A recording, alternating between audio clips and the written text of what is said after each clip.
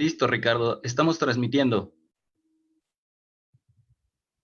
Muy buen día a todas y a todas. Buena tarde. Muchas gracias por conectarse a este conversatorio que definimos, como recordarán quienes estuvieron en el conversatorio el día martes, ese mismo día, en razón de la enorme demanda de preguntas y de inquietud que existe en México sobre la educación inclusiva, sobre cómo dar un espacio adecuado, un espacio de calidad, un espacio digno en igualdad de condiciones para todos los niños, niñas y adolescentes en la educación, independientemente de sus condiciones, que son pues muchísimas, tantas como la diversidad humana permite. Tenemos un panel pues de lujo hoy con grandes especialistas en la materia.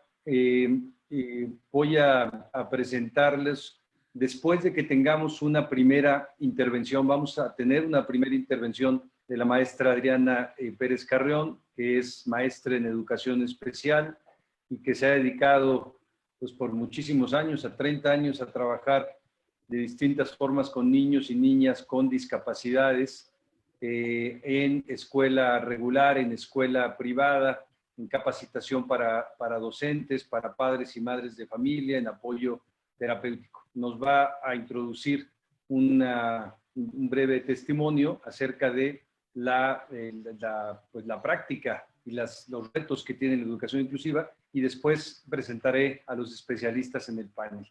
Muchísimas gracias, y de entrada también muchas gracias a Edwin y a Nancy, que van a estar haciendo la interpretación de lengua de señas durante este conversatorio. Adriana, por favor, muchas gracias.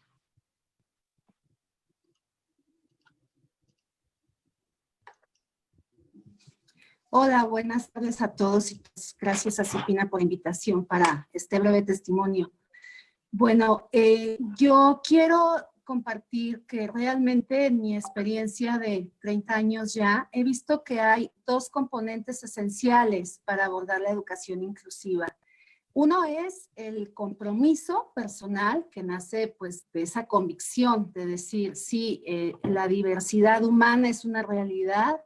Yo como docente he compromiso y me comprometo, perdón por la palabra, le entro con todas las ganas. O sea, me pongo la camisa de la educación inclusiva, veo cómo le hago. Es decir, no cierro la puerta y no digo a mí no me toca.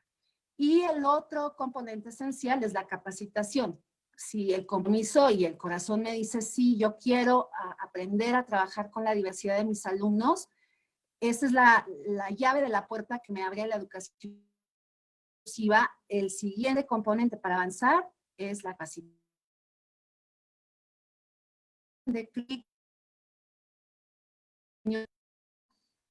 Los docentes lo primero que nos dicen es, no tengo tiempo, no puedo atender a tantos alumnos y menos tan diversos y menos si tiene una discapacidad intelectual, porque si tiene una discapacidad sensorial, bueno, la tecnología me ayuda, los materiales, si es un alumno o una persona ciega en cualquier nivel, o si es auditivo el asunto.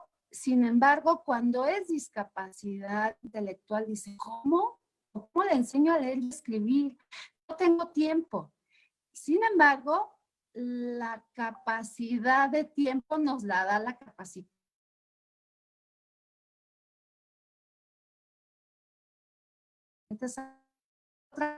Trabajar por proyectos, puedo trabajar de una forma que yo no sea la única guía, la única tutora de los niños, sino que hay varios, los niños entre ellos son compañeros, como se hace en las aulas multigrado, que seguramente Fernando hablará de ello, ¿no?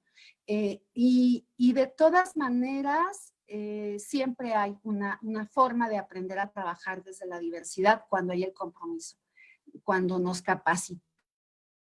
Y desde los padres de familia, sí quiero dar testimonio que he visto una de pasar a pedir el favor de que admitan a sus hijos en una escuela, a sus hijos con discapacidad o con algún reto en el aprendizaje, a esa conciencia de derechos. Mi hijo tiene derecho a aprender con todos, como sus otros hermanos. sin discapacidad. Y esos padres de familia muchas veces son el detonante, el de clic para crear nuevas condiciones para la educación inclusiva. En muchos de nuestros cursos y talleres son madres y padres de familia quienes invitan a la maestra, y no al revés, a la maestra de su hijo a capacitarse. Y hacen estrategias y hacen alianzas. Y suceden historias muy, muy buenas que dan testimonio de que es posible. El último que recuerdo, porque fue hace muy poco, es una maestra de primero de primaria que una mamá del ciclo anterior la invitó a tomar el curso de lectura y escritura, y la nueva mamá, otro nuevo alumno con síndrome de Down, la invitó a tomar el de matemáticas porque dijo, ya mi hijo se benefició de la capacitación que otra familia pagó, a mí me toca abrir camino ahora en matemáticas para mi hijo y para los otros niños que vengan detrás. Y la maestra decía, es posible, claro que es posible con 30 alumnos si trabajamos por proyectos, si trabajamos en equipos, si nos vamos haciendo alianzas y hacemos sinergias de cooperación. La competencia no, sino la cooperación. Creo que, y con esto termino, creo que los casos exitosos de educación inclusiva tienen que ver con la empatía. Y empatía entendida como esa capacidad que yo voy desarrollando como persona de entender lo que no entiendo o de aceptar lo que no entiendo y ponerme más en un nivel de alumna que aprende cómo sí se puede hacer. Entonces, desde ahí, desde esa necesidad de crecer y pertenecer en lo diverso, es como maestros y papás avanzamos juntos para que un niño, una niña, un joven con X discapacidad o con muchos retos en todos los sentidos siga avanzando y siga aprendiendo en una escuela regular o en una escuela donde hay niños diversos. Ya quitemos el término regular, sino niños diversos dentro de esta gama donde hay de todo y para todos. Muchas gracias. Muchas gracias Adriana, a ti y a todas las personas que trabajan todo el tiempo en todo el país, además por la educación inclusiva. Yo creo que hay que reconocer que la reforma constitucional que tuvimos el pasado mayo del año pasado, ya estamos cumpliendo un año de la reforma al tercero constitucional, que establece que la educación no solo es obligatoria, gratuita, laica, sino también inclusiva. Esta reforma, reconocer que ha sido a partir del trabajo y de el empuje pues de cientos, de miles y miles de familias, de personas con discapacidad, de personas de pueblos y comunidades indígenas y también de muchísimas organizaciones civiles que han estado en esto durante décadas, intentando modificar la perspectiva de cómo se ofrece hoy la educación en México y finalmente, o digamos como telón de fondo, la perspectiva de quién tiene derecho a tener derechos en nuestro país, quién tiene derecho a tener educación, quién pensamos que necesita la educación y quién predefinimos que no la necesita, entonces le damos servicios de una calidad distinta o con un mecanismo de alguna forma de segregación.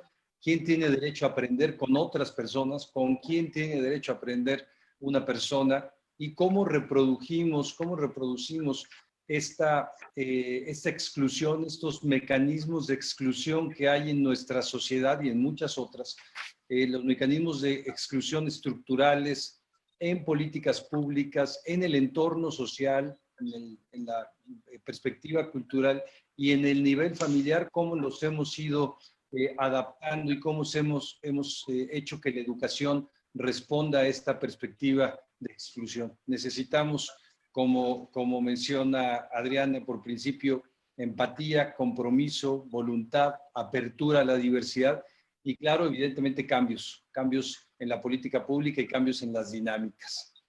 Para hablar de todo esto vamos a darle el espacio a nuestros panelistas. no sin darle la bienvenida también a, ya no sé cuántas tenemos, pero teníamos poco más de 3,000 personas en el Zoom y en el 3,300 personas tenemos ahora en el Zoom y en el Facebook. Les agradecemos muchísimo su tiempo y presento en principio a la doctora Silvia Ortega. Quizá la conocen muchísimo, ha tenido cargos de enorme relevancia en el país, ha sido subsecretaria de Educación, no los voy a decir en orden, Silvia, porque no me van a salir en orden, pero subsecretaria de Educación Media Superior, la administradora de servicios educativos federales en la Ciudad de México, ha sido directora del Colegio de Bachilleres, rectora de la Universidad Pedagógica Nacional y es un especialista en temas de educación. Vamos a tener también, tenemos aquí, le agradezco muchísimo al doctor Fernando Salmerón. Fernando Salmerón es investigador, ha sido investigador y académico del CIESAS durante muchísimos años. Nos honramos, además de que sea un miembro del Consejo Consultivo del CIPIN a nivel nacional.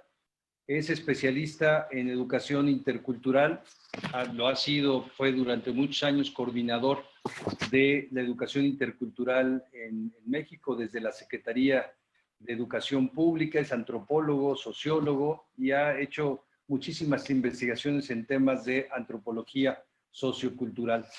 Y está también con nosotros la Gabriela Tamés Delgado, que es directora de fortalecimiento curricular en educación básica en la Secretaría de Educación Pública, ha sido coordinadora nacional del programa de educación especial, tiene este encargo a nivel nacional en la SEP federal y es especialista en educación y discapacidad, ha trabajado largo tiempo ya en la Secretaría de Educación Pública en esta responsabilidad.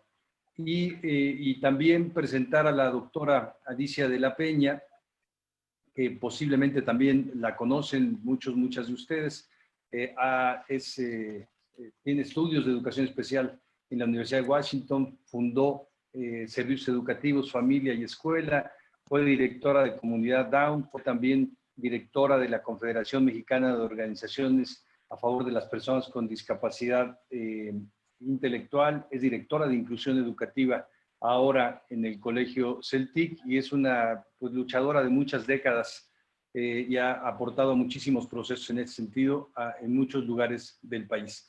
Le vamos a dar la palabra en principio para dar una perspectiva general a la doctora Silvia Ortega. Gracias, Silvia.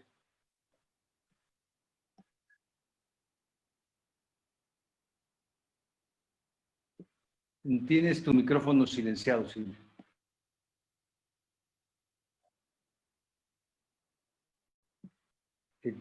Tienes el micrófono silenciado. Yo creo que lo silenciaron sí al mismo tiempo. Listo. Sí. No, ya está, ¿no? Ahora sí me oyen.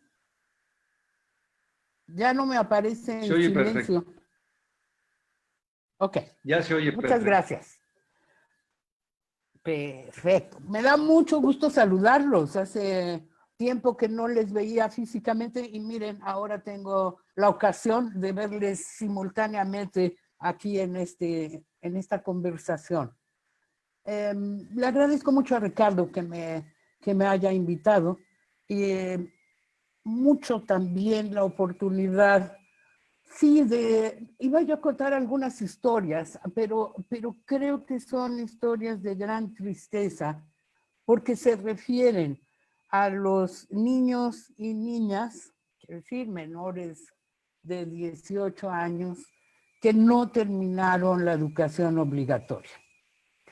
Como se sabe, hace una década, y más, que en este país se decidió hacer obligatoria la educación media superior.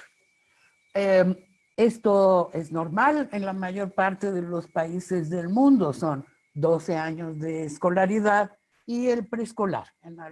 En México tenemos 3 años obligatorios del preescolar y eso aparece como, yo creo que una gran fortaleza, una decisión muy buena de los legisladores de la Secretaría de Educación Pública, muy importante para los padres y para las familias. No obstante, tenemos que reconocer el rostro, si quieren, la antípoda de la inclusión, que es la exclusión. Y este sistema educativo, como todos los que existen en América Latina y en muchas partes del mundo, es fundamentalmente excluyente. Y desde luego inequitativo. Y eso es lo que probablemente interesa más, cómo lo convertimos en efecto y como prescribe la legislación y los compromisos internacionales que hemos suscrito con la UNESCO, con los organismos de justicia. ¿Cómo hacemos de la inclusión educativa una práctica? Déjenme, una práctica diaria, un derecho que respetamos, uno que custodiamos entre todos y todas. México tiene uno de los sistemas educativos más grandes del mundo, el tercero en América. 35 millones de estudiantes en 2018-2019, a cargo de 1,5 millones, 1,600,000 profesores y profesoras. Pero este gran sistema refleja la exclusión y la desigualdad que son parte de nuestro paisaje nacional. Depende de quién eres, depende de cómo vives, de con quién vives, depende de tu pobreza. El que seas incluido y tengas una ruta de oportunidades o bien una salida temprana, un abandono, sin que puedas cumplirle a esas personas, a esos niños, niñas y adolescentes, su derecho. Un derecho que les hemos garantizado. Bueno, yo quiero decirles que las cifras son muy reveladoras. En 2010-2011, en ese ciclo escolar, hubo 4,9 millones, casi 5 millones de niños, niñas y jóvenes que no iban a la escuela. En el ciclo escolar 2015-2016, según las mejores cifras disponibles, se redujo ese número, pero se redujo en 100,000. 4,8 millones de niños y niñas de entre 3 y 17 años estaban fuera de la escuela. Este es un país de un tamaño razonable, es una gran ciudad, lo que cada año se va de la escuela. Son 1,100,000 niños y niñas que dejan la escuela cada año. Ahora, ¿por qué? A pesar de los cambios en la legislación en 2013, a pesar de los grandes esfuerzos de la Secretaría de Educación Pública, de su mesoestructura, de las escuelas, de nuestros compañeros y compañeras docentes. Bueno, miren, a pesar de eso, 84,000 niños de primaria, 300,000 de secundaria, y un escandaloso monto de 700,000 niños y niñas que deberían estar en la media superior, que habían llegado, abandonan la escuela y quedan excluidos. Pero esta exclusión es selectiva, desde luego. Déjenme decirles, 80% de los hijos de los jornaleros agrícolas migrantes no van a la escuela. 44% de los niños y niñas con discapacidad, a pesar de todo, están fuera de la escuela. 36% de los niños, niñas y adolescentes indígenas y 30% de quienes habitan en las zonas rurales. Ahora, hay un modo de estar incluido pero excluido, y eso tiene que ver con lo que aprendes. Si no aprendes, bueno, pues a lo mejor ahí estás, pero estás de facto excluido. Esta distribución del logro educativo, de los aprendizajes, está igualmente desequilibrado y distorsionado. Tiene que ver con el nivel de ingresos de la familia de la que se procede, tiene que ver con el grado de marginación de la zona en la que vives, con la escolaridad de los padres, particularmente de las madres, y con la residencia rural o el tamaño de las comunidades en aislamiento.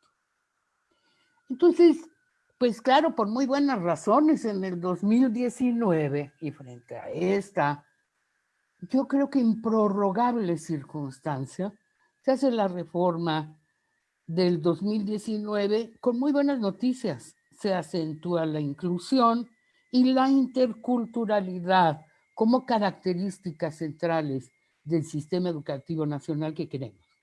Se define la equidad como propósito. Y la tercera gran noticia es que se concede la mayor importancia al derecho a la formación y a la actualización permanente de los y las docentes. En eso estábamos. Y que nos cae la pandemia. Esa pandemia que lo que hace es revelar, digamos, desnudar lo que ya sabíamos, porque esto lo sabíamos y lo sabemos desde hace tiempo, tanto que motiva un buen golpe de timón para redirigir un sistema educativo nacional que no estaba haciendo bien su tarea. Y por supuesto no la estaba haciendo para todos y todas. Bueno, como en casi todos nuestros países, hay una zona luminosa. El hecho de que estemos aquí me parece una gran noticia. Estamos pensando en el principal problema de los jóvenes, de los niños, de las niñas, de las familias, que es la alta probabilidad de que la desigualdad se acentúe. No es inevitable, ¿eh? Para eso estamos aquí, para ver cómo la vamos a paliar. Yo creo que del lado positivo también están las alternativas para dar continuidad a algo como la docencia a la distancia y con alcance a gran escala, desde la televisión, la radio, hasta las plataformas más sofisticadas. Yo, uno de los rasgos que más valoro es la gran aceptación, y no lo digo de memoria, hay encuestas sobre esto, y el esfuerzo extraordinario de los maestros y las maestras. Una vez más, los maestros y las maestras que conocen a sus alumnos, que los aprecian, que comprenden que son su motivo profesional, han hecho un esfuerzo extraordinario. Y me parece también que es revelador un nuevo tipo que apunta a un nuevo tipo, mejor, de nexos con los padres de familia, particularmente con las mamás, ¿eh? Un interés genuino de las familias por la educación, por recobrar la promesa de la movilidad y también de la buena ciudadanía y una preocupación por acompañar a sus hijos e hijas. Pero ¿dónde están los peligros? ¿Dónde están los contrastes que amenazan con esta profundización de una situación inaceptable que ya era y que se puede agravar? Miren, en la región centro-occidente, y cito cifras de Les Dicerna del despacho Valora, solo 10% de los estudiantes están sin contacto con los profesores. El 90% de los estudiantes tienen algún contacto y tienen posibilidades de dar continuidad a, vamos a decir, a su tarea académica. Pero esto en el sur no pasa. En los estados del sur-sureste, más de la mitad de los estudiantes no pueden tener contacto con sus profesores. ¿Contacto para qué? Bueno, desde clases virtuales hasta consejitos por consoladores, fraternales, solidarios, por el WhatsApp, mensajes de SMS, en fin. Mientras que en los colegios particulares, los profesores dedican el 60% dedica 6 o más horas a estar frente a grupo, digamos, en otros lugares, en otros recintos, particularmente en el sur-sureste, otra vez Solo 30% de los profesores tienen la posibilidad, porque ellos mismos no tienen los dispositivos de comunicación que se requieren, solo 30% pueden estar en contacto con sus alumnos. Los docentes además reportan incertidumbre, una sobrecarga tremenda para quienes son profesoras y madres de familia. Y también vemos ya la demanda de los padres de familia por tener más herramientas para acompañar a sus hijos e hijas. ¿Qué preocupa? Y con esto voy cerrando. Preocupan los resultados de aprendizaje. Preocupa que ese abismo se ensanche. Preocupan las brechas de desigualdad que puedan no cerrarse sin una acción determinante, disciplinada y conjunta.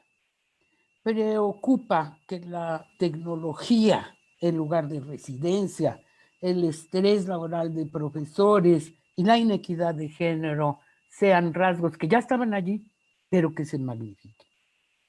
Los estudiantes de la educación media superior, les quiero decir, reportan sentimientos de soledad, de enojo, de tristeza, de miedo, pero también de compasión. Y algo que es luminoso, la abrumadora mayoría quiere regresar a su escuela. De nosotros depende que no regresen a lo mismo.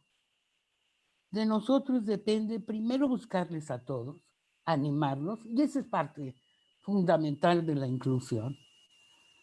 Tendremos que paliar y acompañar el impacto socioemocional en todas las comunidades escolares, especialmente en los jóvenes y, claro, en los maestros. Vamos a necesitar de flexibilidades, de antiburocracia, de empatía, de acompañamiento a todos y de atención diferenciada. Debemos prever un regreso con restricciones, pero también con oportunidades. Sí, solo sí. Oímos la voz de los maestros y de los jóvenes. Aprovechamos esta insólita comunicación con los padres de familia. Aprovechamos el interés de los colegas, profesores y profesoras para prepararse porque no se sienten con todas las herramientas y la resiliencia para enfrentar esto, que será duro, pero que es posible. Yo no quiero decir que es una oportunidad, pero hagamos de ello una ocasión para hacer de nuestra educación espacios inclusivos, compromisos, protección para las comunidades y, por supuesto, junto con los organismos y muy particularmente con INCIPINA, convertirnos todas y todos en garantes del derecho a una educación inclusiva. Muchas gracias. Muchas gracias, Silvia. Pues hay tanto que retomar de lo que dijiste. En conjunto me recuerdan a pues uno de los pilares de la Convención de los Derechos de las Personas con Discapacidad, que refiere que la discapacidad no es la disfuncionalidad que tiene la persona, sino la relación con el entorno, con un entorno que tiene barreras de muchos tipos, hoy descritas en la Constitución como barreras para el aprendizaje y la participación, pero no solo son esas, son barreras de todo tipo, son barreras lingüísticas, son barreras territoriales, emocionales, económicas, sociales, culturales, enorme cantidad de barreras. La escuela no agota el derecho a la educación, claramente. Creo que eso es parte del reto de la reforma. La educación inclusiva requiere una enorme cantidad de cambios en la sociedad en su conjunto, no solo en el sector educativo. Bien, vamos a continuar escuchando a Fernando Salmerón. Fernando, por favor, tienes la voz por 10 minutos. Muchas gracias. Muy buenas tardes a todas y todos. Creo que, en fin, después de lo que nos ha hecho, que nos han hecho ver tanto Silvia como Adriana, está puesta un poco el tema de la discusión. Es decir, yo yo quisiera sobre todo poner el énfasis en lo que, a partir de lo que se ha hecho en educación intercultural, habría que ver para avanzar, digamos, hacia las cosas que ya nos están planteando la normatividad y las nuevas condiciones, ¿no? Y desde luego acentuadas de una manera muy, muy terrible, como bien señala Silvia, por la pandemia que estamos todavía sufriendo. Creo que el gran reto, digamos, es pues lo que cada vez decimos con mayor fuerza, pero que no necesariamente pues, nos garantizamos de una manera tan clara, que es que todos los niños, niñas y adolescentes tienen que estar en la escuela sin importar origen y condición. Y ahí está el tema. Ya Silvia aclaró esto de manera muy clara. A lo mejor logramos que una gran parte esté en la escuela, pero esto del origen y la condición no necesariamente es algo que hayamos podido garantizar bien en el pasado y que ahora con la epidemia seguramente se va a traducir en dificultades mucho mayores, no solamente por las condiciones que deberemos garantizar para un retorno final a mecanismos de educación para todos, sino que también las condiciones en las que las personas regresarán a actividades regulares, pues van a ser muy, muy distintas dependiendo de lo que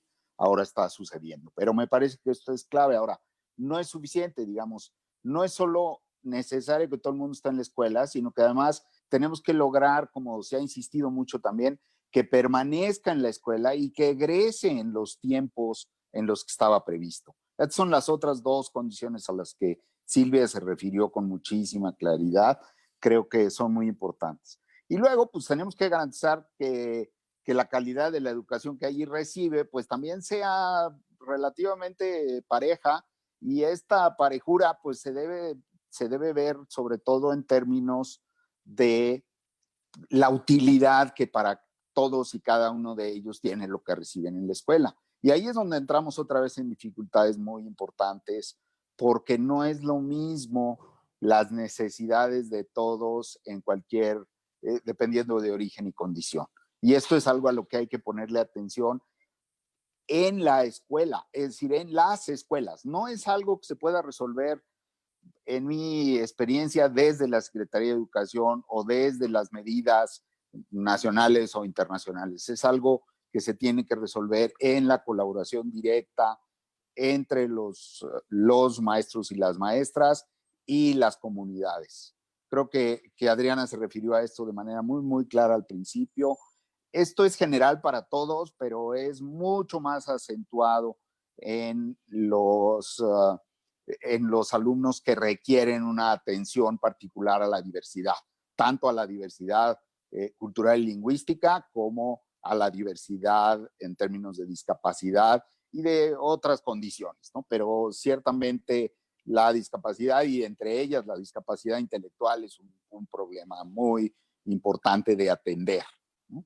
Entonces creo que ahí es donde está el tema. Ahora, ¿cómo es que esto habría que hacerlo? Me parece que un elemento que ya han señalado también quienes me antecedieron en la palabra es que es importante incorporar de manera explícita principios y elementos que nos permitan, por un lado, reconocer que estas diferencias requieren atención específica y atención que tiene que ser diversa, tanto a la diversidad cultural y lingüística como a la diversidad de capacidades.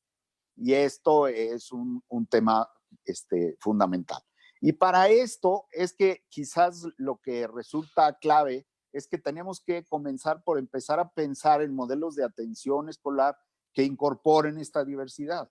Hemos avanzado muchísimo en los últimos años, pero nos faltan, yo diría, años luz, las formas que esto debe asumir. Es decir, creo que cada vez más tenemos que avanzar hacia la incorporación plena de estas diversidades en los mecanismos educativos. Y ahí me parece que hay algunas cosas que hemos aprendido en educación escolar, en educación intercultural, y yo diría que mucho de esto, en algún momento que hubo un diálogo particularmente fuerte cuando en un momento se pensó que educación intercultural y educación especial deberían formar parte de un solo y compacto grupo dentro de la educación. Y hubo discusiones muy interesantes con rechazo de ambos lados, de que decían de ninguna manera un indígena es una persona con discapacidad, yo no estoy dispuesto a colaborar con quienes lo ven así, y del otro lado que decían, sí, traten ustedes de ver si una persona, por mucho que abre otra lengua, tiene un problema de discapacidad intelectual. Y estos dos extremos claramente nos pusieron a pensar mucho en estas cosas, pero hay unos temas que me parece que son fundamentales. Uno primero es que, y ya lo señaló Adriana de manera muy clara al principio, tenemos que tomar conciencia de que existe una problemática que hay que atender. No podemos hacer como si no existiera.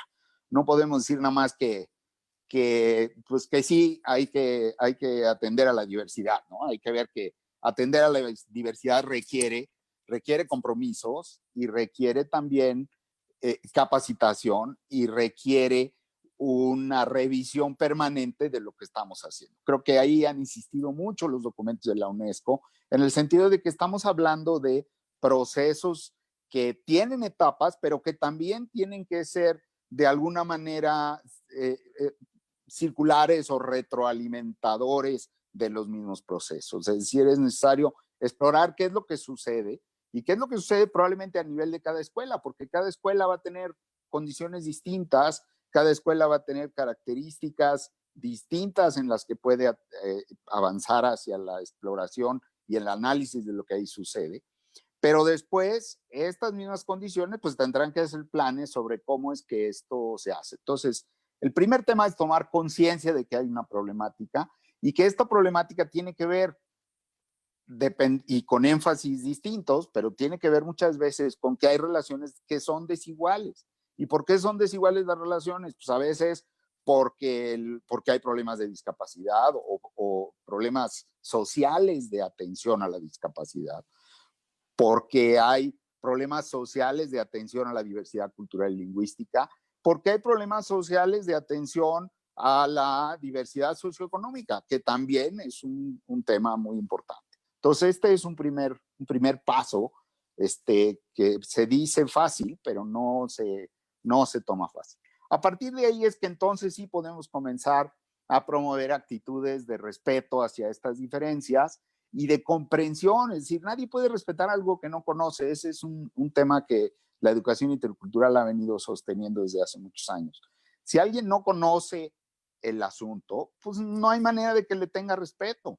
Entonces, el primer punto es tratar de hacernos conscientes a todos de que ahí hay cosas, que ahí hay elementos que debemos atender.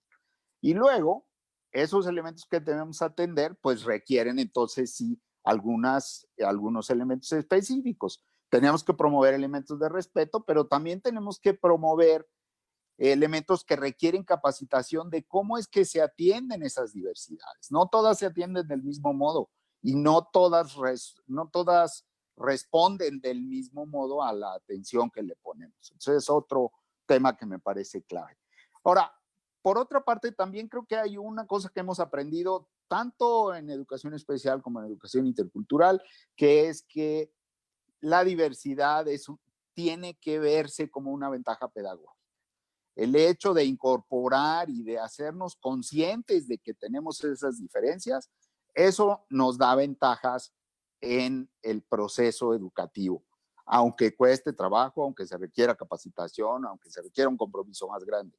Todos esos son elementos que tienen que estar ahí, pero que nos deben dar la posibilidad de enriquecer el proceso a partir de lo que sabemos. Y luego, a partir de ahí, pues sí hay sin duda estrategias pedagógicas específicas para atender cada una de estas cosas que tendremos que ir encaminando y que tendremos que ir viendo. Pero hay que estar conscientes de que vamos hacia allá, porque si no lo vemos así, si no vemos esto como una oportunidad, no que la pandemia sea una oportunidad, pues claro que nadie hubiera querido tenerla encima, pero ya que la tenemos encima, tenemos que aprender de lo que nos está sucediendo para no repetirlo y para poder hacernos pensar a todos en las posibilidades de que esto camine hacia mejores soluciones. Y esto es algo que está presente, que tenemos que tener claramente previsto en cualquier mecanismo que utilicemos para la inclusión y la atención a la diversidad cultural y lingüística. Creo que por ahí me detengo ahora. Muchísimas gracias, Fernando. Yo creo que a la parte que mencionaba Silvia sobre esta relación entre exclusión y desigualdades, le añades muy bien la relación entre inclusión y diversidad. No se puede no se puede incluir si no se reconoce la diversidad como una riqueza, además. No solo si se reconozca la existencia, que eso hemos avanzado. Legalmente en este país llevamos 20 años haciendo una cantidad de leyes enormes y de instituciones que reconocen situaciones y condiciones diversas. Pero una cosa es reconocerlas y otra cosa aceptar que son una riqueza. Que nuestra sociedad, que nuestras comunidades, que las escuelas, las aulas son ricas si son diversas. Y en realidad, si no lo son, se empobrecen. Ya tienen un mecanismo de empobrecimiento.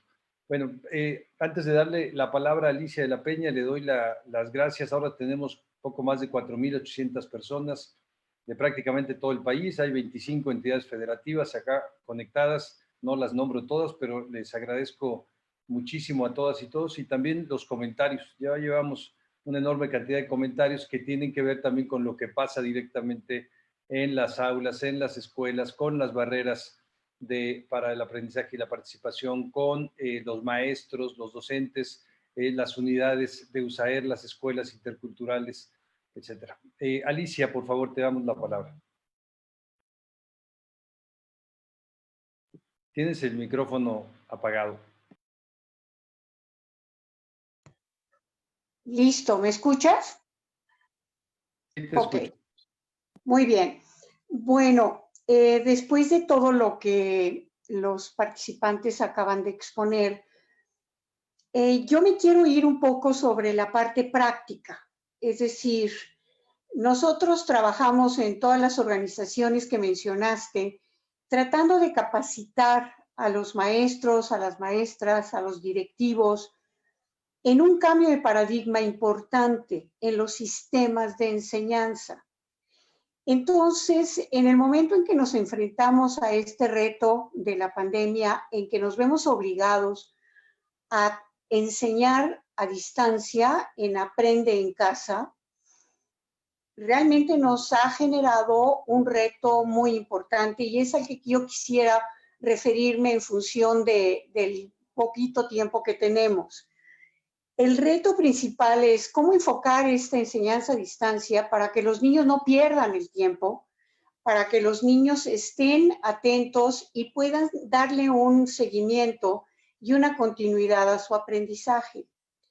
Pero el reto de las escuelas que tenemos niños integrados es un reto definitivamente mayor. Es un reto en el cual nos enfrentamos a que como colegios, como escuelas, somos responsables de todos los alumnos y desde el momento en que aceptamos a chiquitos con algún tipo de discapacidad, hablando de la condición de discapacidad y sobre todo de discapacidad intelectual, tenemos que tener este cambio de paradigma que nos está forzando a hacerlo si es que no lo quisimos hacer antes. Y la barrera principal es precisamente cómo enfocar esta diferenciación, cómo diferenciar y cómo diversificar la enseñanza para que esta enseñanza de la asignatura y del tema que sea pueda ser accesible a todos los alumnos. Yo les mandé una pequeña presentación porque es un poco el compartir con ustedes la experiencia que estamos teniendo en CELTIC. En CELTIC, el Colegio CELTIC es la transformación que hicimos de Comunidad Down como escuela de educación especial al Colegio CELTIC como una escuela inclusiva incorporada a la SEP, en la cual la dinámica es el estudio en las aulas de niños con y sin discapacidad. Me voy a referir a los niños sin discapacidad como niños regulares para poderme entender. La siguiente, por favor. Entonces, nuestra barrera principal es metodológica. Es decir, la Secretaría de Educación, y lo comprobamos como escuela que estamos incorporados y que tenemos muchos niños con alguna discapacidad, no hemos encontrado en 7 años de práctica un obstáculo por parte del sistema educativo. Es decir, el problema en última instancia está dentro de las escuelas. En las escuelas es donde la parte de política, práctica y cultura tiene que hacer sus ajustes para poder aceptar los niños con esta diversidad. La siguiente. Hay algunas recomendaciones que estamos haciendo a las maestras y que nos están sirviendo sobremanera. Les estamos pidiendo a las maestras que hagan una planificación por sesión diaria para enviárselo a la familia. Aclaro, estamos hablando de grupos integrados donde existen 2 o 3 niños con discapacidad intelectual. Por lo tanto, esa ficha informativa tiene que ser empática con las posibilidades de comunicación de la familia. Si utilizamos términos demasiado sofisticados, la familia no te va a captar, no se va a meter en lo que tú quieres que haga y no se va a comprometer de una manera integral. Esta ficha requiere de instrucciones de esta secuencia didáctica que va a desarrollar la maestra durante sus sesiones de clase, pero que vaya directamente como información a la familia, dando la instrucción sobre el tema. ¿Qué es lo que se va a enseñar?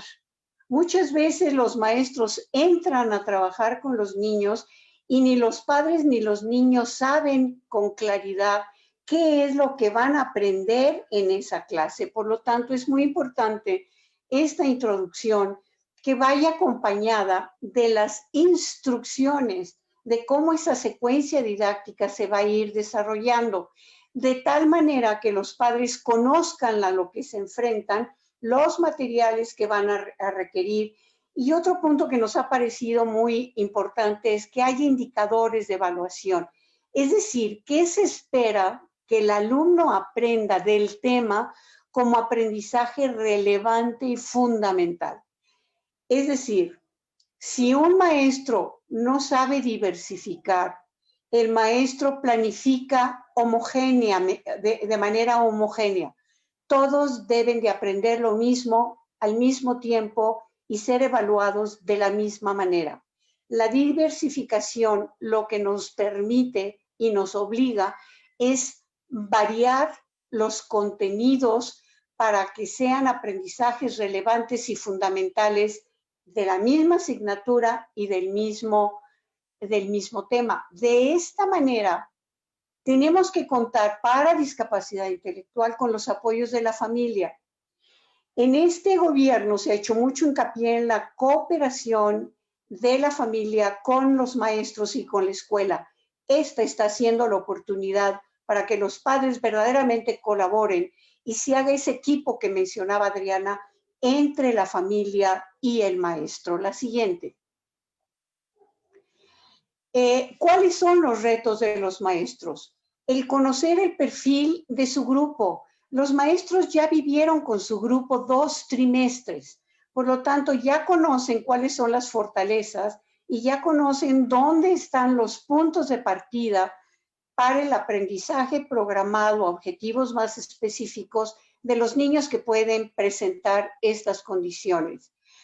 Ellos, los maestros, tienen que seleccionar el tema de la asignatura, pero analizando, repito, y quiero hacer mucho hincapié en detectar los aprendizajes relevantes y fundamentales de los temas, para que esto sea lo que le van a pedir al alumno y a la familia que sus hijos aprendan. Tomar en cuenta los aprendizajes previos. Esto es muy importante, que en una sesión los maestros exploren un poquito qué es lo que los niños saben sobre los temas que van a tratar, qué saben sobre los planetas y sobre el sistema respiratorio, para ver en dónde están los niños y entonces enfocarlo. La recomendación principal que hacemos a los maestros es de que tienen que hacer un ejercicio de diversificación en multigrado. Es muy sencillo visto de esta manera y la doctora Tomlinson es su recomendación principal.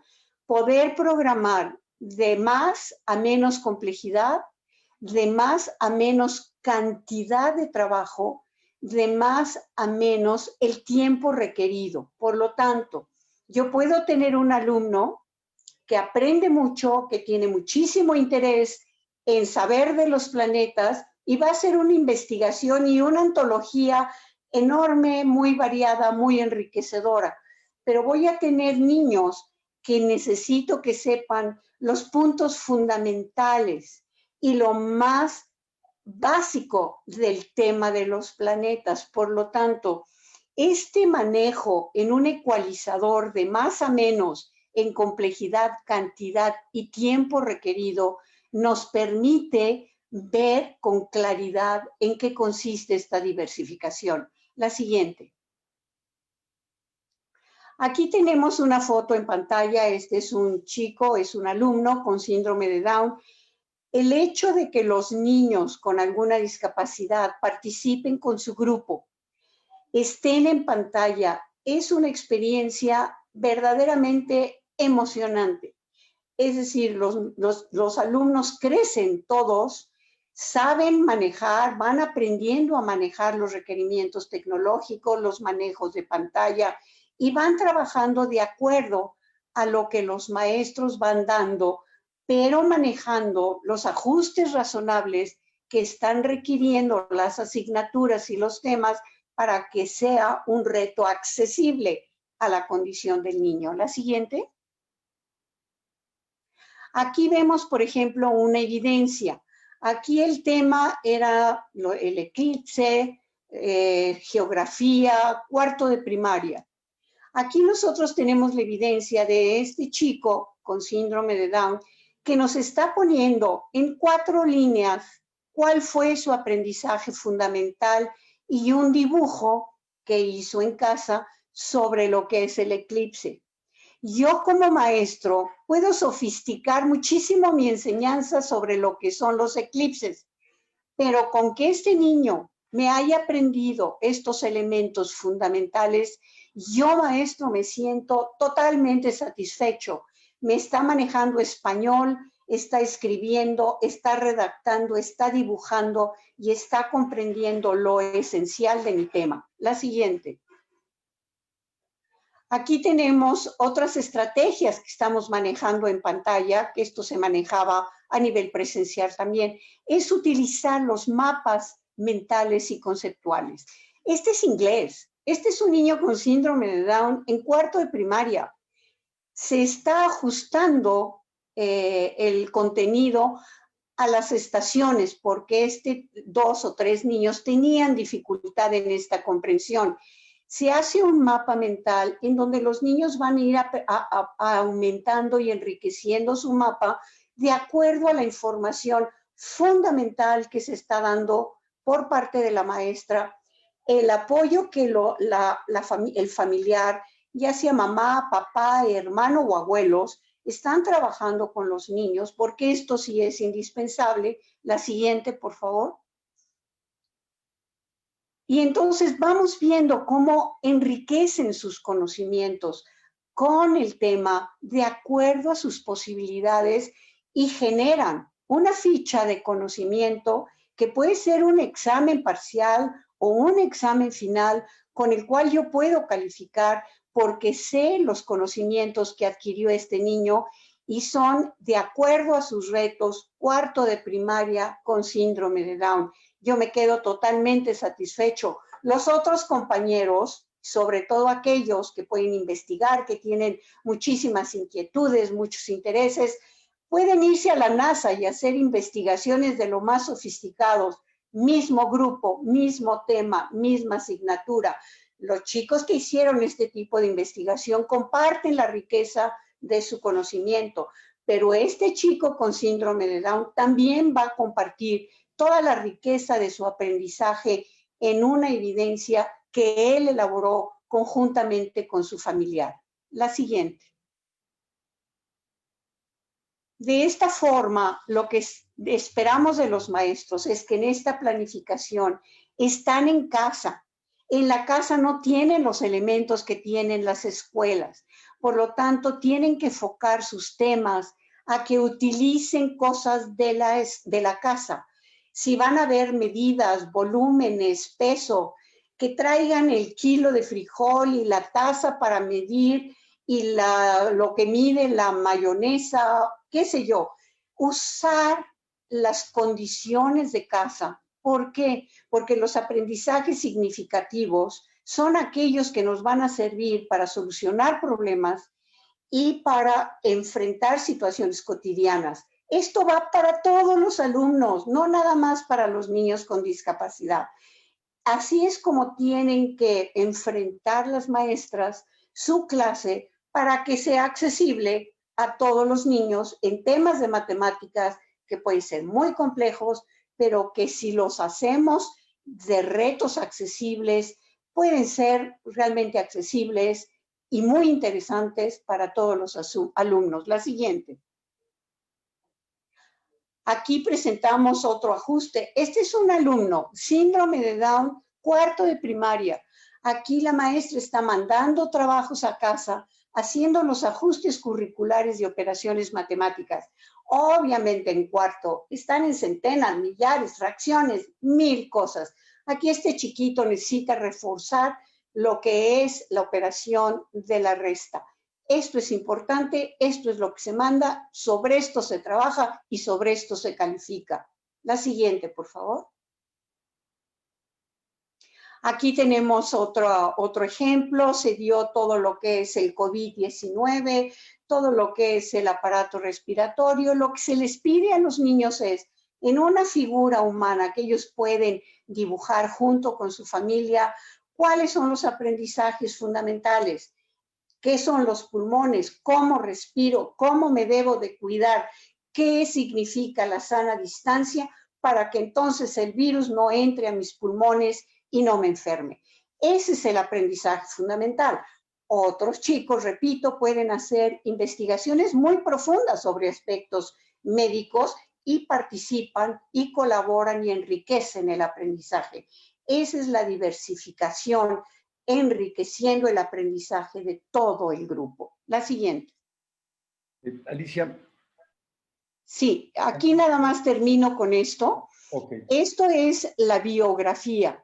Biografía, se rifaron. La maestra, para un chico con síndrome en primero de secundaria, le tocó Leonardo da Vinci. La maestra sí tuvo el cuidado de mandar un texto, unas preguntas y enfocarle al papá 5 puntos para que pueda hacer la investigación. La siguiente, por favor. Esta es la evidencia que tuvimos de este niño. Primero de secundaria, Leonardo da Vinci. Fue excelente el reto cultural y lo hizo muy bien. La siguiente. La siguiente. Bien, nada más algunos puntos fundamentales. La flexibilidad en movimientos de los grupos. Tenemos que mezclar a los grupos completos integrados con posible necesidad de grupos alternos. ¿Para qué? Para enfocar objetivos específicos en español, o sea, en lectura, escritura y matemáticas, y tener los apoyos individuales que en un momento dado se pueden estar requiriendo. Flexibilidad en ajustes razonables, en su secuencia de la maestra, en la claridad de las instrucciones, en los apoyos que los alumnos pueden tener, manejando ilustraciones, mapas, etcétera, para dar los aprendizajes fundamentales del tema de la asignatura. Y lo último es flexibilidad en la evaluación. Yo comencé diciendo que la Secretaría de Educación ha dado tal posibilidad de manejo con una autonomía para la escuela lo suficiente para decir, este alumno con este aprendizaje sobre este tema, yo puedo darle una calificación aprobatoria que maneje su autoestima y que realmente refleje su esfuerzo, su participación, su comportamiento, con las instrucciones precisas que la familia y el alumno van recibiendo. Y todo esto ir formando la carpeta de experiencias.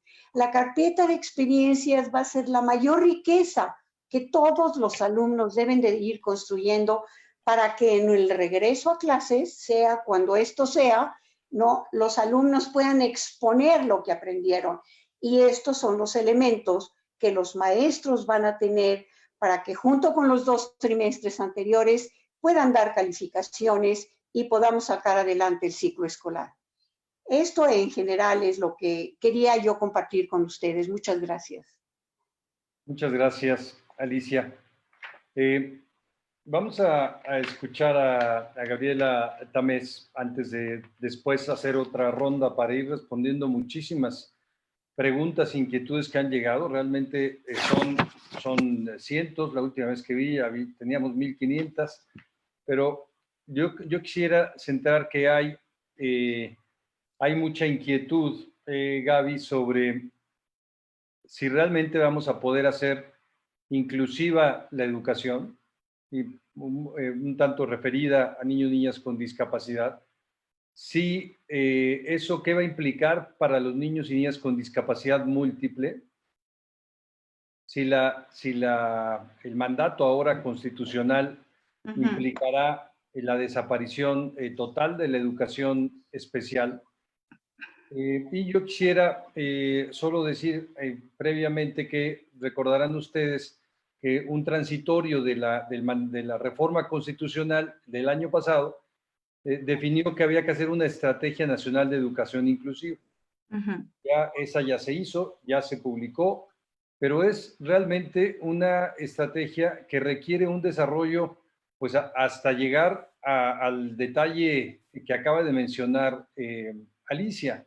En realidad, si no se llega al mecanismo a través del cual el docente, la familia y el niño o la niña interactúan para realmente incluirse de manera cualitativa en la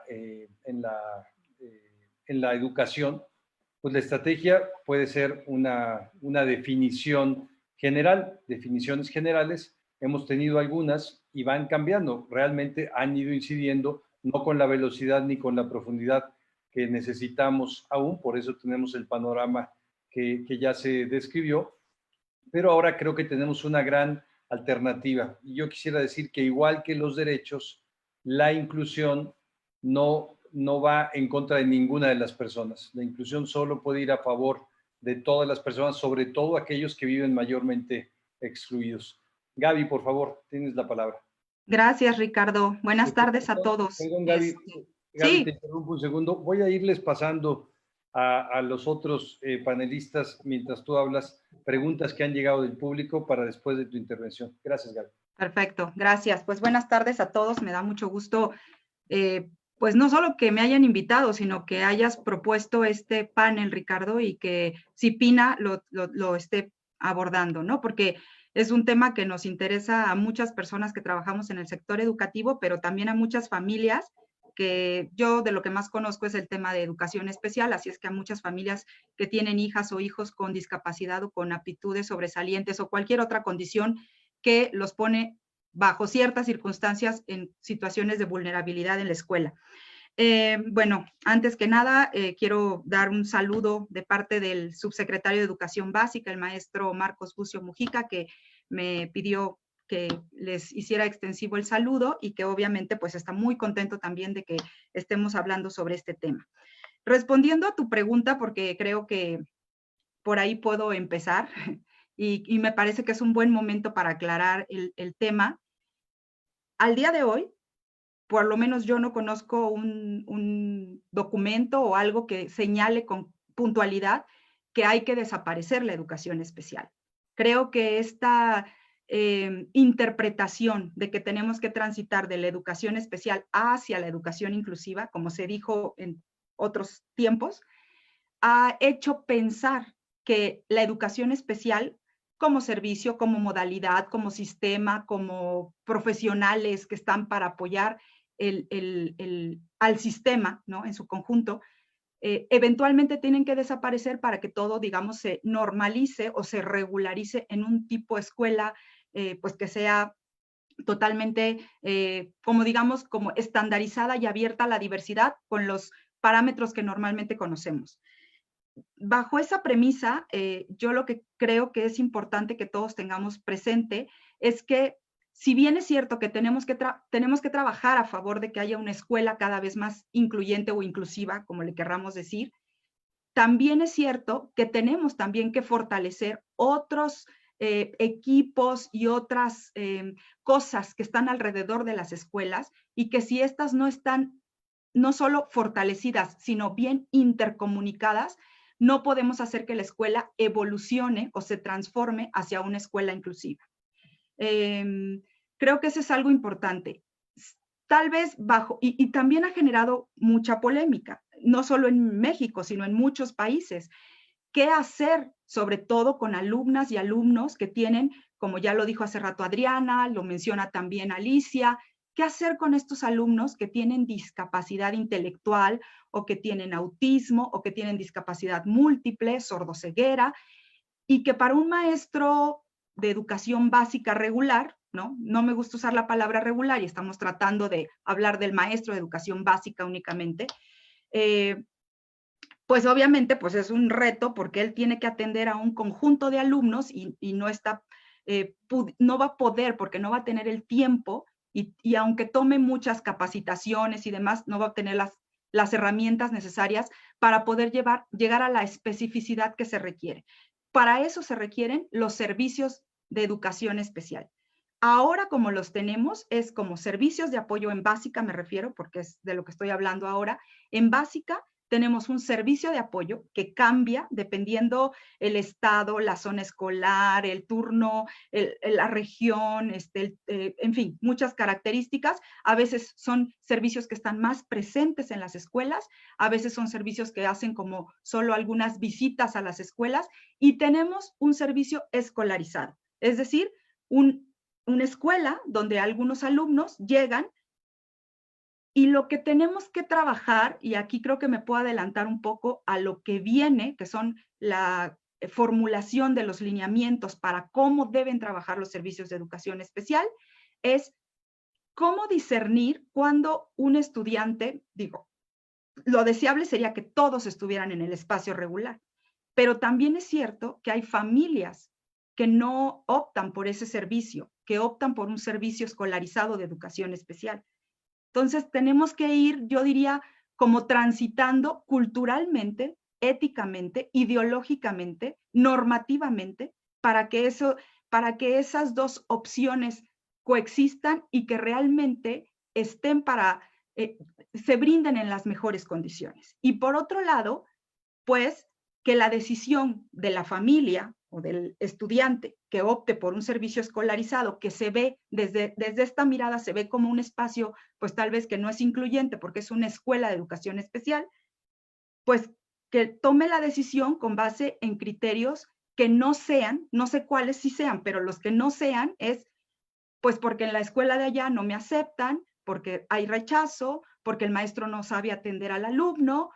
Tampoco que se quede en el centro de atención múltiple o escuela de educación especial porque hay que conservar un plantel o hay que conservar una matrícula, ¿no?, de alumnos para permanecer. Esas no deben de ser las razones de peso. Y eso tiene que ver con un cambio cultural, pero también con un cambio, obviamente, en las políticas, ¿no?, educativas y de financiamiento de la educación. Entonces, yo diría que tratando de responder a esa pregunta, pues hay polémica, porque hay quienes defienden a ultranza que existan estos dos espacios educativos y hay quienes prefieren que todo, vaya, desde una mirada de el derecho a la educación, todos transiten hacia la escuela regular. Traigo una presentación, pero yo creo que mejor hago un resumen para, digamos, para mejor pasar a las preguntas. Y básicamente es que mi presentación dice lo que ya dijeron mis antecesores. ¿Qué es una escuela o qué es una educación inclusiva? Porque una escuela es como reducirlo a un espacio físico, lo cual no es una reducción menor, es algo también muy complejo. Pero ¿qué es una educación inclusiva? Es un proceso, no es una cualidad o algo que se le ponga a la escuela. Es una transformación constante, por lo tanto, y que se tiene que transformar ese espacio educativo en muchos sentidos, en lo cultural sobre todo, porque creo que eso es lo que detona todo lo demás, las prácticas sobre todo. Es la construcción de una escuela o de un centro escolar o comunidad escolar donde todos caben, y no solo los estudiantes, sino también las familias que ahí participan y los maestros que ahí laboran y cualquiera que quiera llegar a esa escuela y aportar algo. Es un posicionamiento ético, no es un modelo, no es una estrategia, no es la última línea del renglón de una ley, no, es un posicionamiento ético ser incluyente, ser inclusivo. Está asociado al logro educativo. Debemos ir como también rompiendo esta idea de que si incluyo a los diferentes, pierdo el estándar, ¿no? Baja la calidad educativa. Soy honesta, creo que a lo mejor al principio sí genera crisis y obviamente puede generar baja en la calidad educativa, incluso problemas de convivencia en la escuela, pero hay que trabajar para eso, para que justamente la inclusión se vuelva en un valor que eventualmente ponga a la escuela o a la comunidad educativa en otra posición. Y también es la articulación de esfuerzos. Creo que ese es, y por eso la dejé al final, es la parte, digamos, más importante. La inclusión no es un asunto del maestro o maestra o psicólogo o trabajador social o pedagogo que fue contratado para atender a los diferentes. Es el trabajo en conjunto donde cada quien tiene un nivel de responsabilidad y todos tenemos que trabajar por esta escuela en común, con un mismo lenguaje, con prácticas que no es que sean iguales, porque a unos les toca hacer una cosa y a otros nos toca hacer otra. Alicia ya puso ejemplos. Hacer ajustes en el aula, para algunos maestros es algo cotidiano, sencillo. Para otros puede ser algo muy complejo. Para hacer un ajuste para un alumno que a lo mejor yo digo, bueno, es que va un poco atrasado, falta mucho, los papás no apoyan, pues el ajuste puede, perdón por lo que voy a decir, puede ser menor. Para un alumno que no ve, que no se desplaza de manera autónoma, que come por sonda en el estómago, que convulsiona si no toma un medicamento, que habla otra lengua o que no escucha. Es decir, todo eso se va complejizando y por lo tanto, pues para eso es que se requiere gente que sea especializada, pero no que trabaje de manera aislada, sino que sea especializada en un engranaje de gente que tiene que participar. Y ahí es donde creo que vale mucho la pena hacer el énfasis en lo que Adriana ya decía hace rato, el compromiso, la colaboración, la responsabilidad compartida o la mirada en común. Creo que desde ahí yo dejaría como mi participación para dar pie a otras preguntas, porque creo que además, pues ya, digamos, mucho se ha comentado del tema y mejor le damos avance al tema. Gracias, Ricardo. Muchas gracias, Gaby. Vamos a invertir un poco el orden, porque Fernando ya tiene las preguntas, ya se las envié. Silvia, te las voy a enviar ahora por WhatsApp. Pero Fernando, si quieres hablar de esta perspectiva de realmente hay que seguir teniendo una educación diferenciada según los grupos étnicos, según también la diversidad lingüística, o tenemos que hacer una educación, hacer que la educación regular sea intercultural. Muchas gracias por la pregunta. Creo que yo ya me metí una vez en problemas por responder esta misma pregunta hace años y a lo mejor hoy voy a volverme a meter en problemas. A ver, educación indígena, como hoy la entendemos, bueno, como ayer se entendía en el país, hoy no me queda tan claro. Entiendo que hay cambios muy importantes que se están haciendo y no estoy totalmente al corriente, pero hasta el día de ayer, la educación indígena estaba planteada como una educación dirigida exclusivamente a la población indígena en lo que se consideran sus comunidades de origen. No está dirigida a los estudiantes indígenas que están fuera del sistema de educación indígena. Y hay muchos estudiantes indígenas en escuelas regulares, tanto en las regiones consideradas tradicionalmente como indígenas, como desde luego fuera de ellas y cada vez más en las ciudades. Entonces, eso ya nos plantea un primer problema de que cuando las escuelas de educación indígena se diseñaron, pues se diseñaron para una realidad que hoy no es la misma. Y eso nos debería llevar a revisar claramente ese planteamiento. ¿Por qué digo que no es la misma? Primero, porque tenemos muchos estudiantes indígenas o de origen indígena que están fuera de esas escuelas. Y luego, porque esas escuelas también han recibido estudiantes indígenas que ya no son como eran antes. Sí, tenemos muchísimos registros de estudiantes indígenas que hoy tienen el inglés como primera lengua, por ejemplo, y su lengua nativa como segunda lengua, y el español viene a ser una tercera lengua. Entonces eso ya nos cambia radicalmente el panorama, y esto es cada vez más frecuente.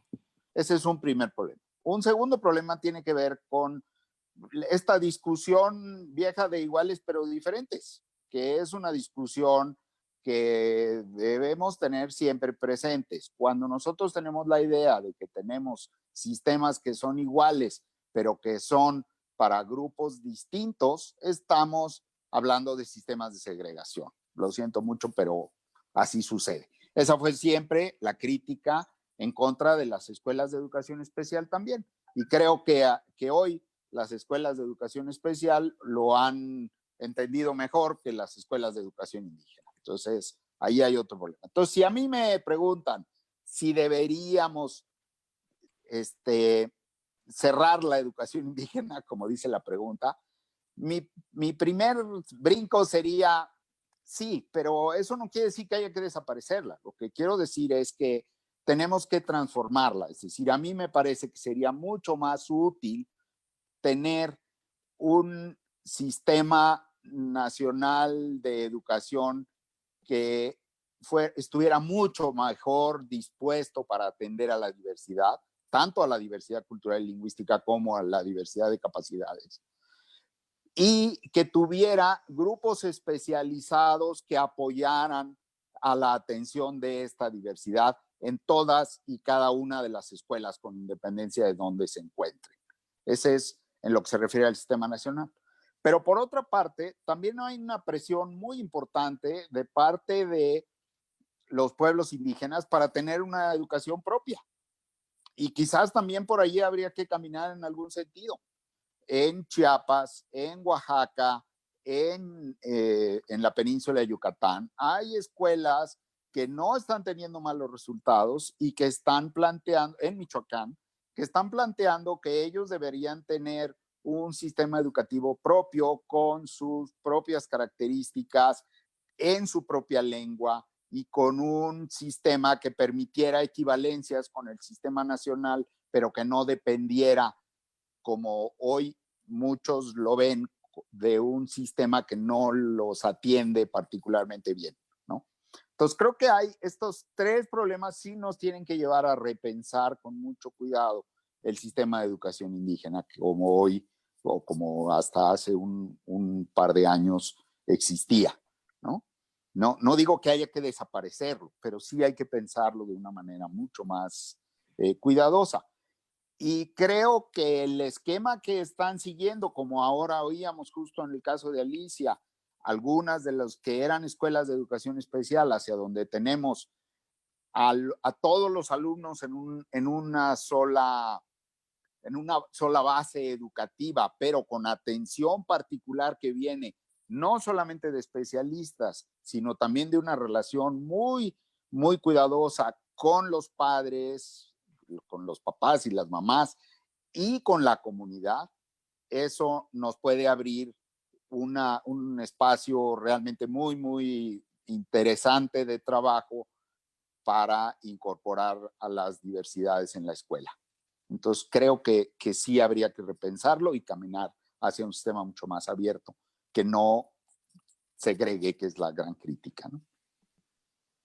Muchísimas gracias, Fernando. Les voy a pedir a las casi 5,000 personas que están conectadas que aguantemos un poquito más porque tenemos programado terminar 14:30, pero no nos da tiempo. Hay muchísimas preguntas, no vamos a poder abordarlas todas, claro, pero que nos den unos 10 minutos más, un poco más, para poder tener algunas intervenciones de los panelistas. Silvia, por favor. Gracias. Bueno, obvio de tiempo, yo quiero responder a esta pregunta de qué hacer en las zonas de alta marginación con la atención a niños y niñas con necesidades educativas especiales. Bueno, y allí sí quiero responder con una historia, con una experiencia.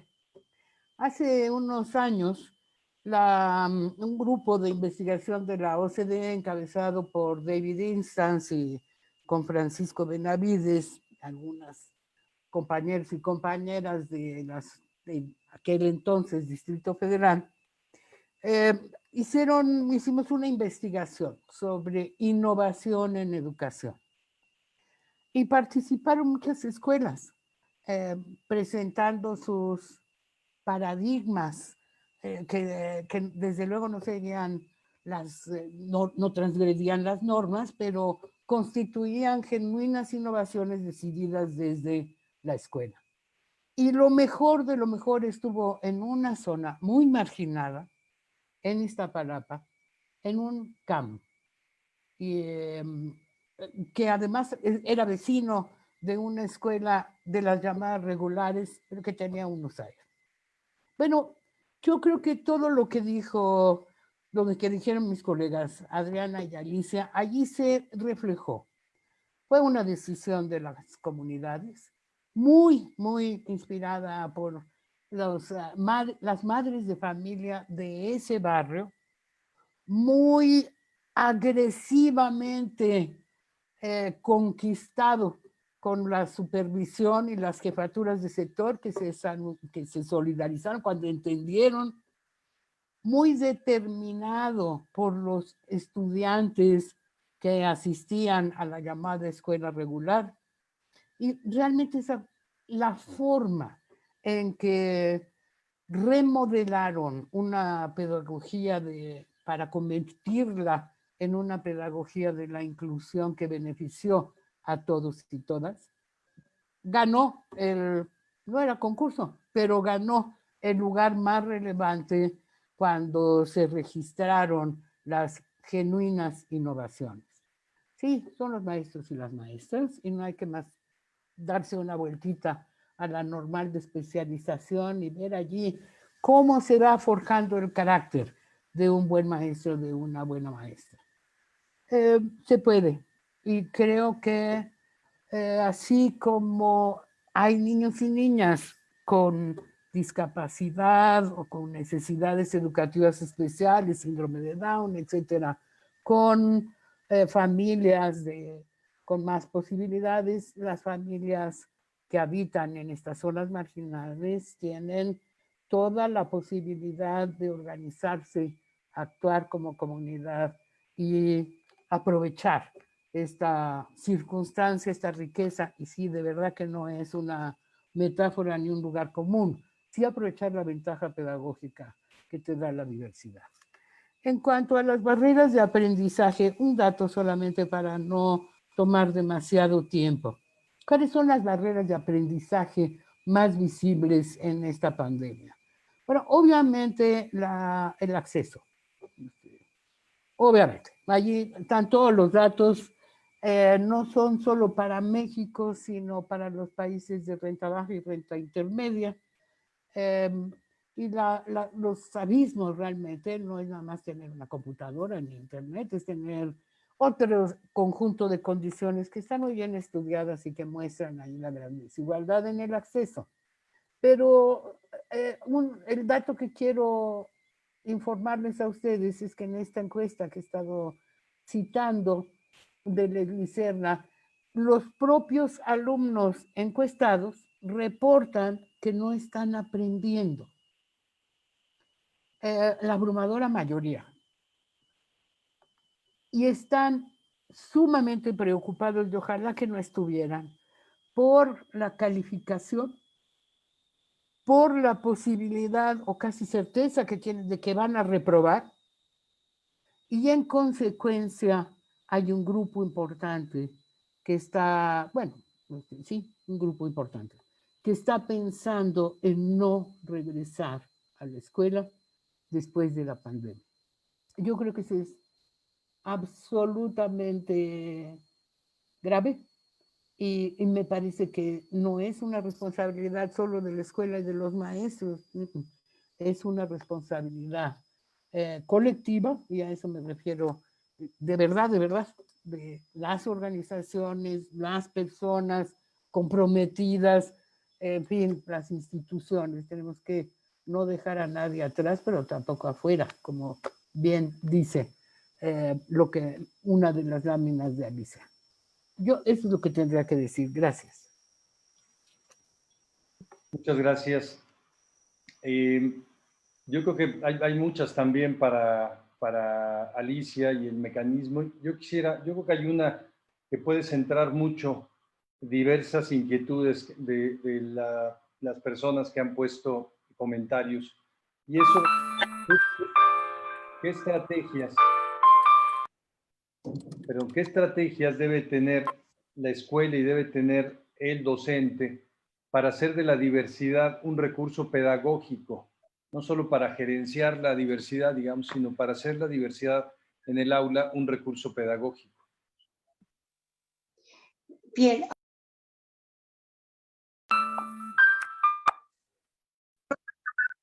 Escuché la primera parte de la pregunta, si me la puedes volver a repetir.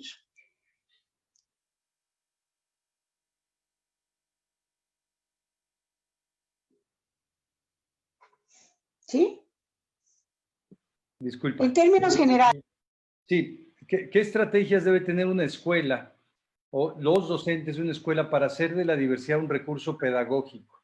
No solo para gerenciarla, no solo para darle espacio o diferenciarla también, adecuar las especificidades que requiera hacer los ajustes curriculares, sino que sea la propia diversidad un recurso pedagógico para la escuela. Claro, en última instancia eso es lo que se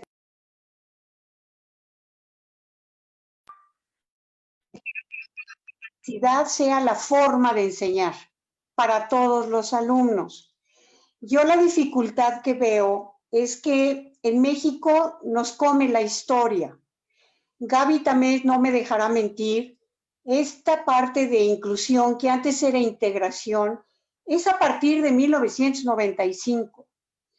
Entonces se enfocó hacia la discapacidad. Por lo tanto, de 95 al año 2000, podíamos haber concretado toda la metodología del trabajo diversificado en función de discapacidad. Alrededor del año 2000 cambian los términos de integración a inclusión. Y la inclusión ya somos todos. Todos los alumnos tienen diferentes estilos de aprendizaje, tienen talentos diferentes, tienen formas de comunicación. Hay una diversidad en cada uno de nuestros estudiantes. Ese es el nivel en el que el mundo está tratando de incursionar. Allí, obviamente, los maestros deberían haber aprendido a cómo diversificar frente a la discapacidad para entrar en múltiple diversidad a nivel de raza, a nivel de idiomas, a nivel de religiones, a nivel de preferencias, qué sé yo, para entonces abordar realmente el contexto de diversidad en un aspecto global e integral.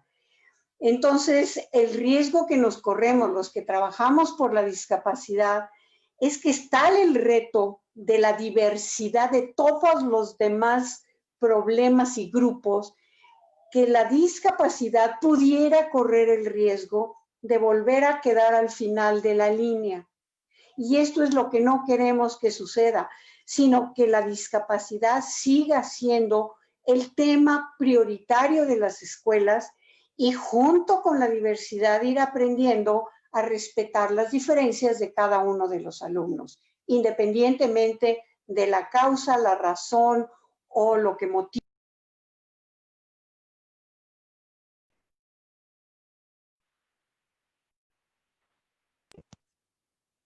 Quedó clara. Si hay muchas preguntas, yo encantada, si puedes poner en pantalla mi correo y encantada de de tratar de apoyar a la gente, ¿no? No, te agradezco mucho. Pondré el tuyo y de quienes quieran, porque sí tenemos una gran cantidad de inquietudes y afortunadamente esto además está grabado de tal manera que también vamos a poder hacer una sistematización de estas para la Secretaría de Educación Pública, que creo que muchísimas van a ser de mucha utilidad. Voy a darle también la palabra un momentito antes de Gaby, para cerrar contigo, Gaby, a Adriana Pérez Carreón, que también nos han hecho una pregunta que quizá ella puede contestarla de mejor manera. ¿De qué depende esta colaboración de equipo entre los diferentes actores sociales en una escuela? Si puedes poner tu teléfono al revés o la pantalla al revés, porque si no estás en sentido vertical. Exacto. ¿De qué depende la colaboración de equipo entre los diferentes agentes, los agentes educativos, pero todos los que conforman la comunidad escolar para la inclusión educativa?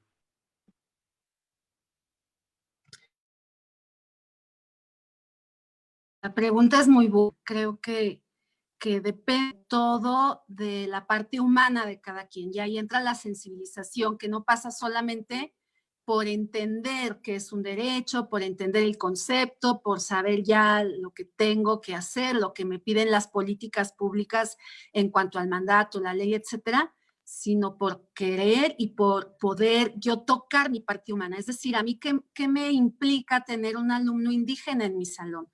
¿Qué me implica para mí la condición de discapacidad? Experiencias previas tengo en cuanto a apertura, en cuanto a rechazo, en cuanto a aceptación. Y esa sensibilización muchas veces la pensamos en función de los niños, y los niños son los más fáciles de aceptar, de sensibilizar, son moldeables. Nosotros como docentes y como padres somos los que muchas veces nos excluimos mutuamente o nos echamos la pelotita, como se dice coloquialmente, esperando que el otro haga lo que a mí me falta. Entonces, lo que nosotros vemos mucho en The Click es que necesitamos aprender a construir puentes desde lo humano, es decir, esa oportunidad que, como han dicho mis colegas, de convertir la diversidad en un reto y en una oportunidad con pandemia y a distancia, y cuando volvamos al aula, a la escuela, esa oportunidad de la diversidad como reto depende muchísimo de que yo pueda, como persona, como docente y como madre y padre de familia, encontrarme y tender puentes con esas otras personas diversas que conformamos ese equipo de trabajo en una escuela. Padres, madres, director, especialistas, si son de CAM, no externos, o de USAID, de quien sea. O sea, depende mucho de comenzar a sensibilizar la parte humana de cada quien en ese equipo.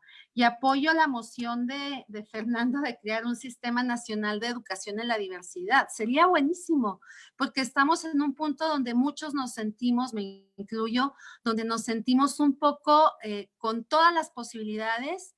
Quisiéramos lineamientos muy precisos. El libro morado de las USAID ya no se utiliza, y sin embargo es una gran oportunidad para no tener lineamientos para todos en sistemas iguales, sino ajustados a nuestra realidad, sea Sierra Tarahumara, Ciudad de México, Iztapalapa, donde esté.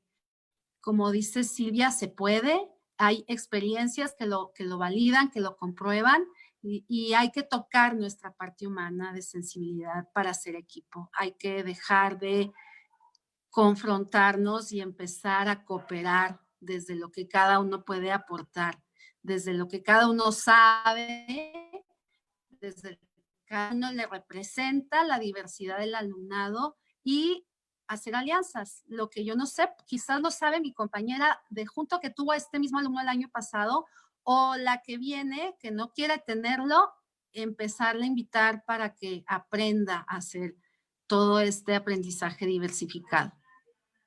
Yo podría decir eso, depende de esta sensibilización, depende de que creamos que es posible y nos comprometamos a dejar de competir. Y bueno, yo terminaría diciendo también depende de que nos creamos que es un proceso, como lo decía Gaby, es algo que se va haciendo en el camino. Ahí está, esa es la meta y lo vamos haciendo día a día.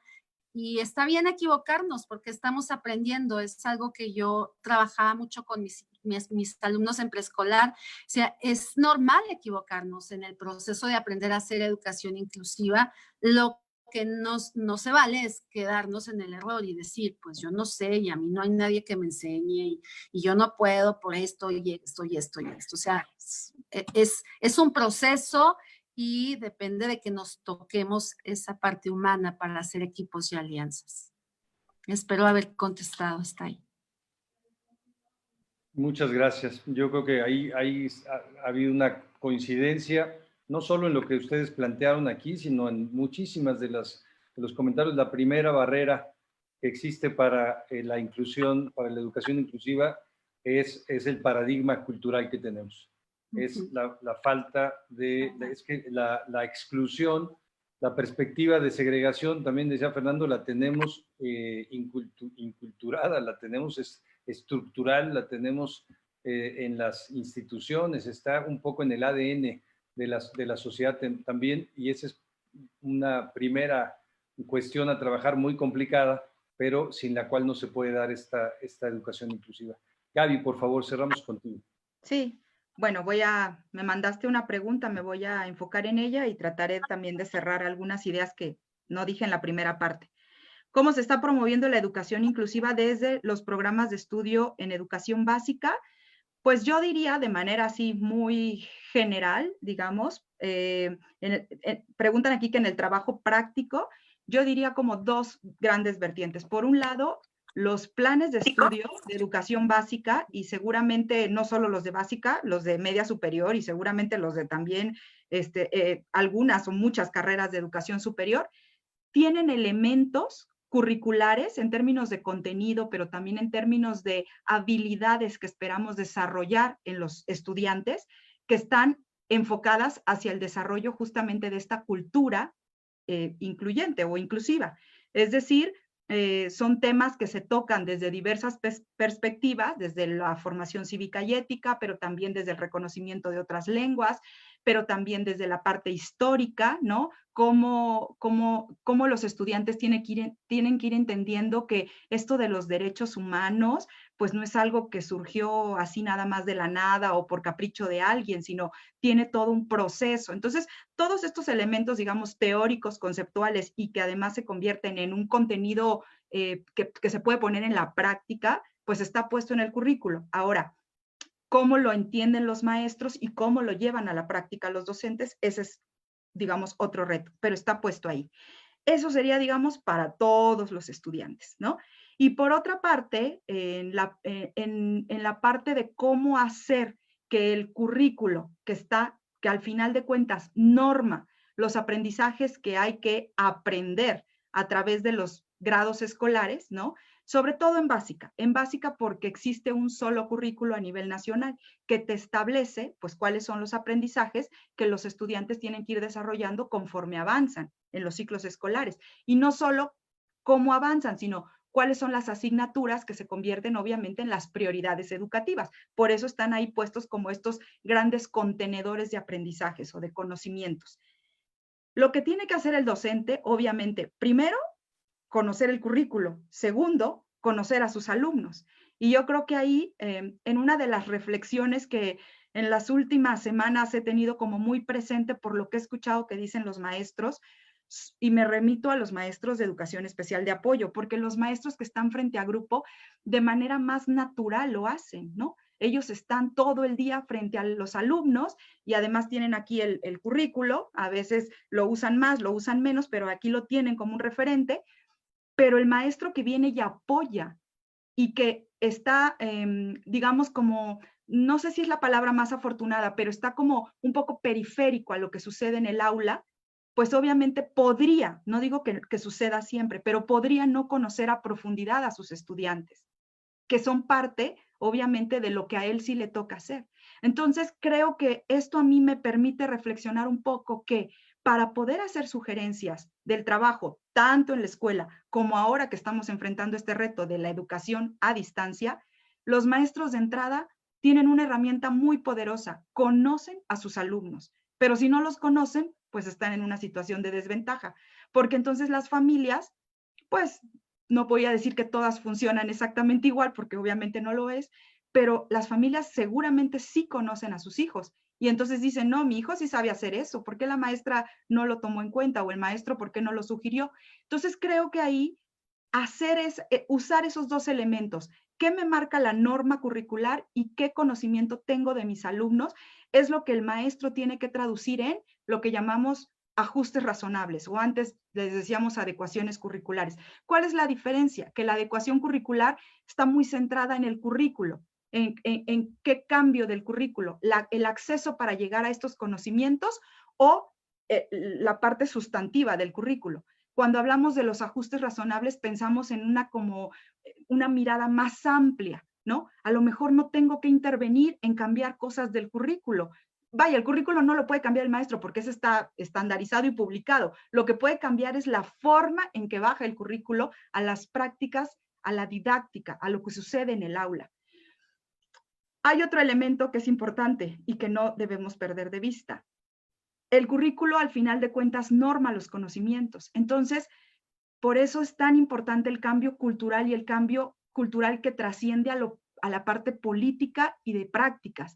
Porque si el maestro quiere hacer cambios en este currículo para adecuarlo a las realidades o a las capacidades o intereses de un alumno, pero tiene autoridades que no se lo permiten, pues obviamente esto ya empieza a generar fricciones o choques. Entonces, por eso decía yo hace rato, es como un engranaje que tiene que ir como ajustándose todo el tiempo. Y por eso hacer educación inclusiva no es un asunto, pues no es imposible, pero tampoco es un asunto sencillo. Hay que estar todo el tiempo revisando los retos, ¿no? Creo que eso es lo que quería comentar. Muy bien, pues muchísimas gracias, Gaby. Se ha abierto una enorme cantidad de situaciones a seguir dialogando, a seguir construyendo colectivamente. Vamos a poner aquí en ambas plataformas, en Zoom y en Facebook, la liga de la Estrategia Nacional de Educación Inclusiva y para que sepamos, pues es un proceso que vamos a seguir construyendo. Y digo vamos porque tiene que ver con instituciones públicas, evidentemente, pero tiene que ver también con las comunidades educativas, tiene que ver con los sujetos de derecho que son las y los estudiantes, tiene que ver con organizaciones de la sociedad civil, con el aporte de organismos internacionales, etcétera. Va a ser un trabajo que nos va a llevar un buen tiempo los siguientes años, pero que la cuestión, como lo que me mencionaba Silvia, el tema es no detenerse. Aunque tengamos toda esta cantidad de barreras, es no detenernos para realmente poder tener una educación inclusiva que sea reflejo y que ayude a construir una sociedad inclusiva. Muchísimas gracias a Gaby, Silvia, Alicia, Adriana, Fernando, también a Nancy y a Edwin que hicieron la traducción a lengua de señas mexicana, y les invito, tenemos el próximo conversatorio el próximo martes 2 de junio, vamos a hablar de la intervención ahora para el regreso pues no solo a clases, el regreso a la vida cotidiana, la intervención en las comunidades vecinales. ¿Qué vamos a hacer para avanzar en este tema y garantizar los derechos de niños, niñas y adolescentes? Y pues darles el agradecimiento de parte de la Dirección General de Asuntos Religiosos de la Secretaría de Gobernación y de la Secretaría Ejecutiva del CIPINA. Ambas instancias hemos organizado estos ya 12 conversatorios y decirles que siguen en línea para que se puedan seguir tanto mirando, se pueden seguir comentando, también difundiendo. Les agradecemos muchísimo todas las veces que lo comparten también en las redes sociales. Muchas gracias, muy buena tarde. Gracias, Ricardo. Gracias a todos. Gusto de verlos. Igualmente, bye. Muchas gracias, mucho gusto saludarlos. Fernando, igualmente.